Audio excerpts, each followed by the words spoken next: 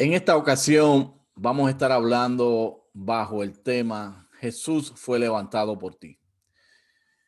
Hay dos escenarios en el libro de Juan que nos hablan de la muerte en la cruz de Jesús. Ambos se complementan el uno al otro. En esta semana que estamos celebrando la muerte de Jesús, te los quiero compartir. El primero de ellos se encuentra en Juan 12, 32 y 33 y lee así. Y si yo fuere levantado de la tierra, a todos atraeré a mí mismo. Y decía esto dando a entender de qué muerte iba a morir. He leído de la versión Reina Valera del 60 y en este pasaje que he compartido contigo, vamos a ver que hay un escenario muy interesante y es que Jesús está en el preámbulo de su entrega para morir en la cruz. Y en medio de todo este preámbulo y todos estos acontecimientos que están sucediendo para este tiempo, Jesús anuncia su muerte. Hay varios acontecimientos en los cuales ya Jesús se ha desempeñado en medio de ellos. El primero de ellos es que ya él había sido ungido por María en Betania, había visitado a Betania y esta mujer había tenido la delicadeza de ungirle todo. Para preámbulo menciona Jesús de su muerte. Además de eso, ya había caminado en su entrada a triunfar en Jerusalén. Se había montado sobre el pollino, había entrado a la ciudad de paz y allí en medio de toda esta celebración de palmas y de vítores, diciendo Hosana, Hosana, Hosana, él había hecho su entrada triunfal. Ahora, dentro de este capítulo y al final del mismo, en este capítulo 12, había unos griegos que le estaban buscando para verle. Y en medio de toda esta escena, entonces Jesús anuncia su muerte. Pero él no la anuncia abiertamente con palabras claras, sino que utiliza la expresión que nos ha impactado en esta noche y que deseamos compartir contigo, y es levantado de la tierra.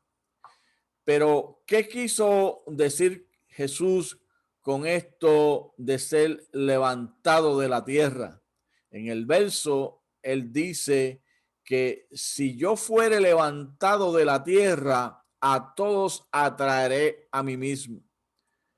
¿Qué quiso decir Jesús con esto de ser levantado de la tierra? Para entender esto, tenemos entonces que hacer un retroceso e ir al capítulo 3 de Juan, allí en el verso 14, donde ya él había mencionado lo mismo. Allí en ese verso, él dijo, y como Moisés levantó la serpiente en el desierto, así es necesario que el Hijo del Hombre sea levantado. En este capítulo 3 de Juan, vemos al famoso Nicodemo que viene donde Jesús de noche. Nicodemo era un fariseo, era un hombre que era miembro del Sanedrín, y hay quien ha mencionado que se había discutido en el Sanedrín quién era este Jesús. El Sanedrín es el cuerpo que lidera al pueblo de Israel para este tiempo, compuesto de los sumos sacerdotes, compuesto de sacerdotes, compuesto de fariseos, compuesto de saduceos, y Nicodemo era un miembro de él. Y se menciona que tal vez ellos habían llegado a la conclusión de que este hombre, Jesús, había salido de Dios. Y es precisamente eso lo que le menciona a Nicodemo cuando viene donde Jesús le dice que él entendía que él había venido de Dios como maestro. Jesús no tiene deseo de discutir puntos religiosos con Nicodemo e inmediatamente le explica a Nicodemo el proceso del nuevo nacimiento. Y en medio de ese proceso de explicarle el nuevo nacimiento a Nicodemo, él menciona esta aseveración. Y como Moisés levantó la serpiente en el desierto, así es necesario que el Hijo del Hombre sea levantado. Pero fíjense qué interesante es la Biblia y qué ordenada está, que todos los pasajes y todas las historias que se mencionan en ella concuerdan la una con la otra. Para entender Juan 12:32 en adelante, hay que entender Juan 3:14, y para entender Juan 3:14 tenemos que ir al libro de Números, capítulo 21, del 8 al 9, para poder estudiar lo que sucedió en el desierto con el pueblo de Israel y poder entender qué es lo que quiso decir Jesús, que como Moisés levantó la serpiente en el desierto, así será necesario que el Hijo del Hombre sea levantado. Números 21 del 8 al 9 dice así: y Jehová dijo a Moisés, hazte una serpiente ardiente y ponla sobre una asta, y cualquiera que fuere mordido y mirare a ella vivirá. Y Moisés hizo una serpiente de bronce y la puso sobre una asta, y cuando alguna serpiente mordía a alguno, miraba la serpiente de bronce y vivía. ¿Qué es lo que está sucediendo aquí entonces en la historia del libro de Números? Nos dice el principio del capítulo que el pueblo de Israel está en su éxodo de Egipto hacia la tierra prometida. En medio de este éxodo llegan a tierra de Edom. Hablan con el rey de Edom, pero el rey de Edom de ninguna manera le permite pasar por sus tierras. Moisés deseaba que el rey de Edom dejara que el pueblo de Israel pasara por las tierras, porque era lo más lógico y era lo más cercano que podía hacerse al llegar a estas tierras. Pero el rey de Edom le amenaza y le dice que si ellos intentan pasar por sus tierras, él va a enviar un ejército armado.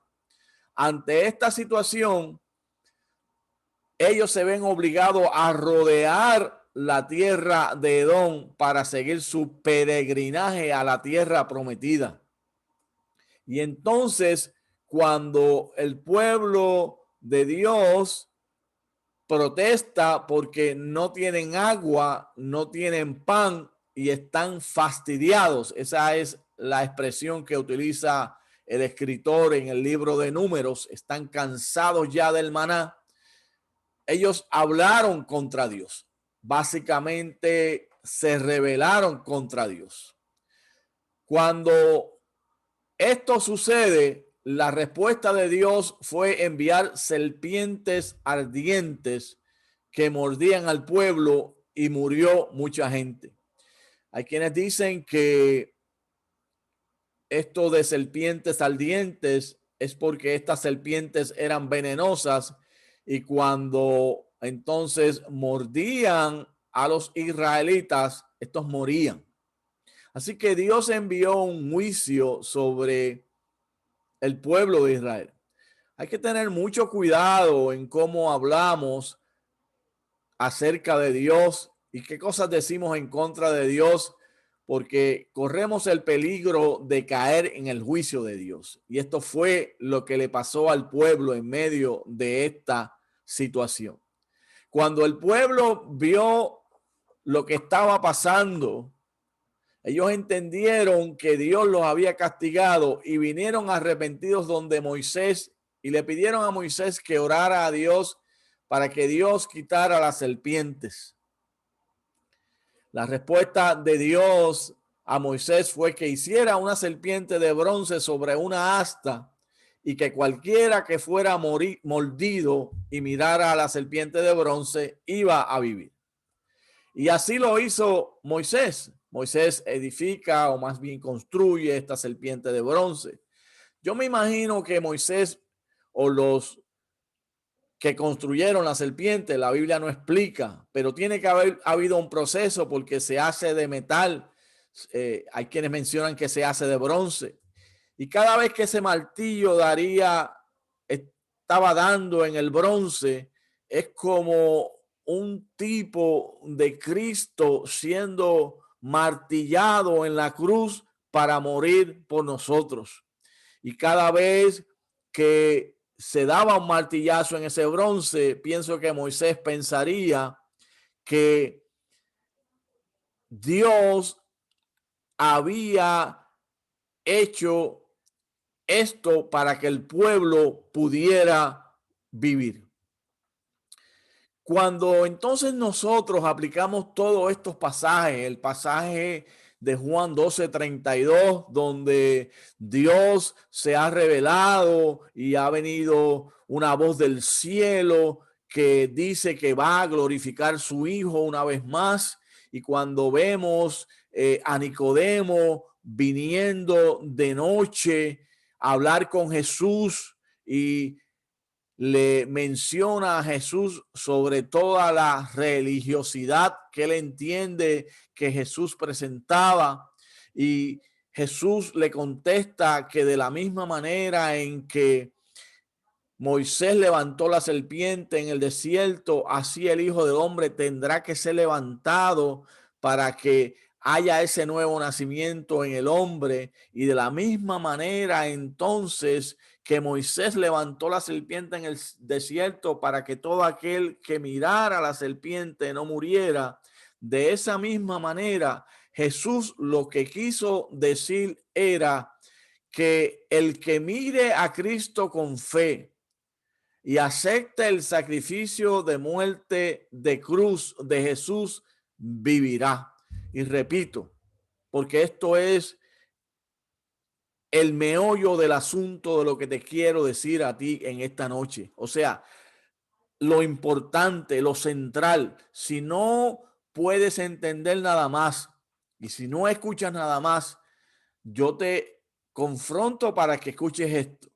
De la misma manera en que el que miraba aquella serpiente de bronce en el desierto que construyó el pueblo de Israel para que cuando las serpientes le mordieran no murieran y vivieran. Asimismo, el que mire a Cristo con fe y acepte el sacrificio de la muerte de cruz de Jesús vivirá. Por eso él dice allí en Juan 12:32 de la siguiente manera: y si yo fuere levantado de la tierra. Y el verso explica que él estaba hablando de la manera en que iba a morir. Era una muerte de cruz. En aquel momento en que se acercaba, cuando lo iban a entregar por su discípulo Judas, y Israel iba a pedir a Pilato que crucificaran a Jesús, y iba a ser azotado, escupido, se le iba a poner una corona de espinas en la cabeza, iba a llevar su cruz por toda la vía dolorosa hasta llegar al Gólgota, donde finalmente fue crucificado y levantado en la cruz con clavos traspasando sus manos y sus pies. De esa misma manera en que él entregó su vida, porque él la entrega, él no fue víctima de el pueblo romano. Ciertamente ellos le crucifican, pero no porque él no podía impedir que lo hicieran. Él da su vida por amor. Por eso en Juan 14, en Juan capítulo 3, verso 15 dice: para que todo aquel que en él cree no se pierda, mas tenga vida eterna. Todo el que mire a Cristo con fe y acepte el sacrificio de la muerte de cruz de Jesús, vivirá. Por eso añade en Juan 3:16, que son versos que tenemos que ver análogos con Juan 3, 14, cuando él dice que de la misma manera que el que lo mire, como cuando la serpiente, el asta con aquella serpiente de bronce fue levantada, de la misma manera el que mire a Jesús, así también vivirá, porque de tal manera amó Dios al mundo que ha dado a su Hijo unigénito, para que todo aquel que en él cree no se pierda, mas tenga vida eterna. De manera que en este tiempo en que estamos celebrando y conmemorando la muerte de Jesús, tenemos que entender que Él da su vida por nosotros, por la humanidad, porque la humanidad ha pecado contra Dios y era necesario que Él muriera en la cruz y entregara su vida para que nosotros viviéramos. Pero cuando estudiamos estos versos tan interesantes, hay algo que me llama la atención y es que la gente no entendió esto.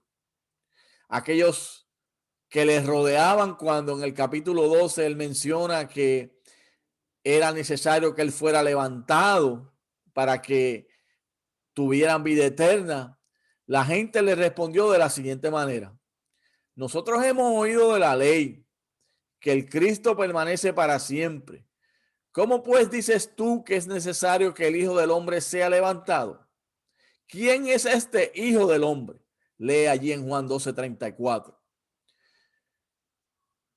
Ellos conocían la ley y entendían que por la ley iba a venir un Mesías que iba a vivir para siempre y que iba a levantarle el reino para siempre, que es parte de la promesa que se le hace a David en el pacto davídico, allá en 2 de Samuel capítulo 7. Sí, es cierto, el Cristo viene a reinar, pero antes que el Cristo viniera a reinar, él venía y vino a entregar su vida por la humanidad.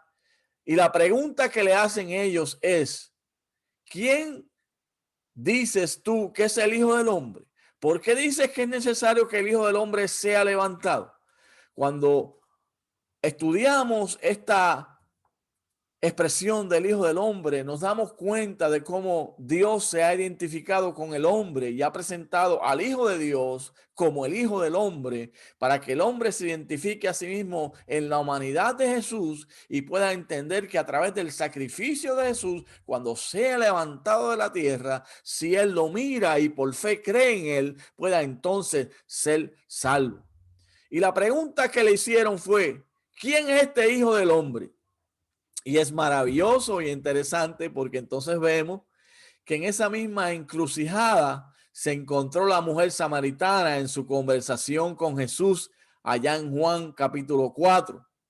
En el verso 25, después que Jesús le ha dicho a ella que él le puede dar agua que salte para la vida eterna, y ella haberle preguntado: ¿cómo me darás agua a mí si no tienes tú con qué sacarla?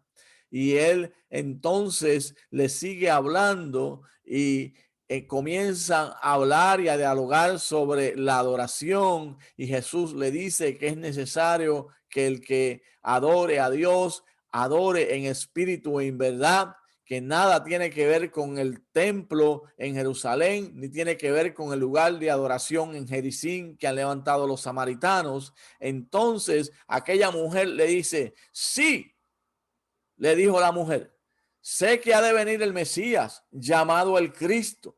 Cuando él venga, nos declarará todas las cosas.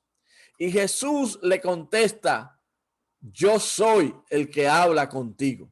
Aquella mujer entendió entonces que Jesús era el Cristo, y cuando entendió que era el Cristo, de la misma manera en que nosotros podemos mirar a Jesús en la cruz y ver el sacrificio y ver su sangre derramada por nuestros pecados que nos cubren, y entender que se levantó al tercer día de entre la tumba y los muertos y que está centrado ahora a la diestra de Dios el Padre y que nos limpia a nosotros de todo pecado.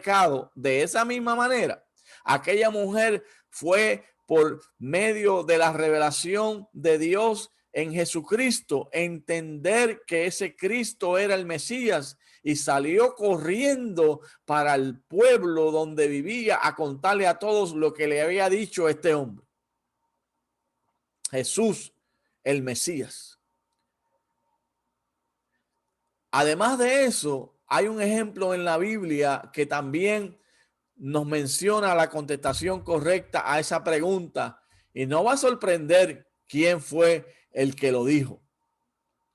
Jesús está hablando con sus discípulos y les pregunta, ¿quién dicen los hijos de los hombres que soy yo? Y varios de sus discípulos dijeron, bueno, unos dicen que tú eres un profeta y otros mencionaron algunas otras respuestas. Pero Jesús, mirando a Pedro, le dijo, ¿y tú, Simón Pedro, quién dices tú que es el Hijo del Hombre? Y Simón Pedro le contestó, tú eres el Cristo, el Hijo del Dios viviente, allá en Mateo 16:16. Fíjense ustedes qué contestación más poderosa. Y ciertamente Dios es el que le revela a Pedro que Jesús es el Cristo, el Hijo del Dios viviente.